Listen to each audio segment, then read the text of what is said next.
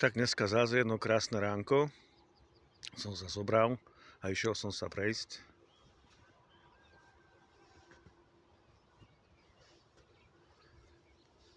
Panoramatický záber 360 stupňov. Jednoducho je krásne a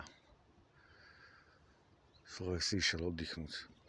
Hľadám prácu, jedno s druhým, takú hodnú pre invalidného dôchodcu, lebo nedokážem fyzicky pracovať a tých ponúk je málo a keď aj sú, tak sú za málo peňazí všetko, takže je to ťažko žiť. Čo mám na to povedať? Čo už, život je ťažký. Zvykol som si, ale je to držku. Ja to riešim svoje mindráky, depresie takýmito prechádzkami. Ešte dneska má byť pekné a potom má začať pršať, zase bude depresívne počasie jedno s druhým, ale aspoň nebude zima, zoberiem dážnik a budem sa prechádzať v daždi. Takže asi tak. Dneska je sobota ráno. Tak čus.